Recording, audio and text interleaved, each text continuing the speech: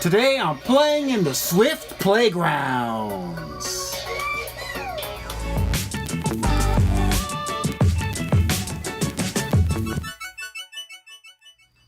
Hi, I'm Aaron Jones and welcome to another vlog coming to you from Niihama in Japan.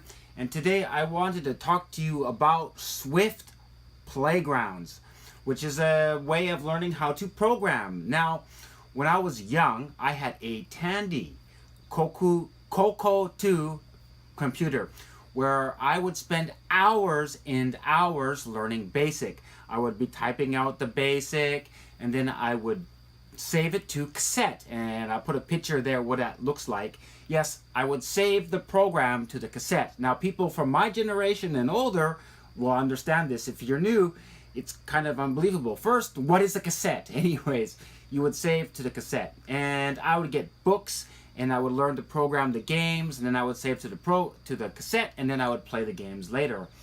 And that's what I did, and I learned how to program from doing that over and over, how to make my own programs, and then I would save those to cassette. And then that basically ended my kind of programming learning. And later, when I was in university in the late 90s, I did do 2 years of computer science. However, with various problems in my university, I don't want to say what problems, but basically I took computer science for 2 years and I didn't really learn anything, and I actually quit that department and switched to a different department. But I've always wanted to learn programming. Well, last year in 2016, Apple put out for the iPad an application called Swift Playgrounds. And Swift, if you don't know, is a new programming language that Apple developed for making iOS and macOS programs. And I thought, well, this application came out in 2016. I thought, maybe this is a great way for me to learn how to program. Well, I procrastinated, as I always do, and a few months ago I finally downloaded the program and I started going through the lessons. Now, this is based for children, but people like me who want to get into programming and kind of get the memory back of how to program, this is a great system. If you're a child or an adult, I think if you want to try learning how programming works, go ahead and download Swift Playgrounds on the iPad, because it's a great way. Now, it starts off with a lesson teaching you the segment of your learning. And after you've learned kind of the concepts that it's teaching, you go on to actually programming, and you type in, it gives you a kind of a scenario, and you have a little guy you have to move around. His name is Byte, and he has to do various tasks like collect gems or turn on and off switch and kind of move around different objects. So basically like a robot. You have to control the robot using programming logic, and in it gives you the explanation how to do that. It teaches you how to create functions and do loops and stuff like this. And I've gone through the first series, and I'm going to go on to the second series very, very soon.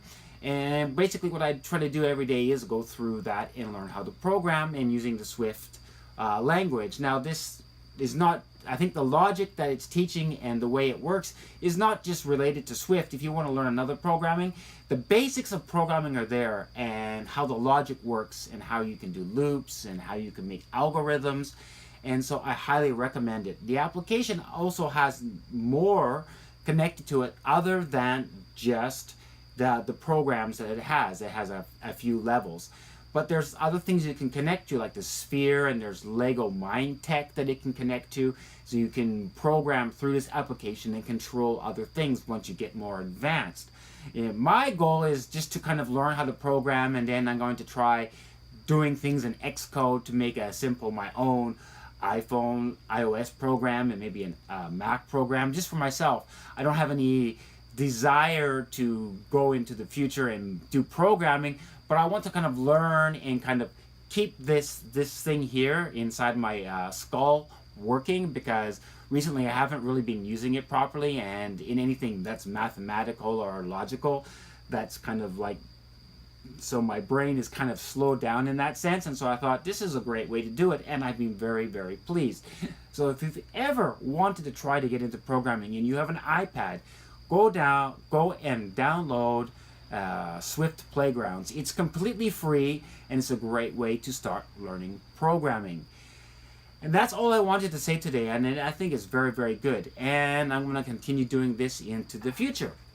And what I want to ask you is if some of you who are watching this have any experience in programming.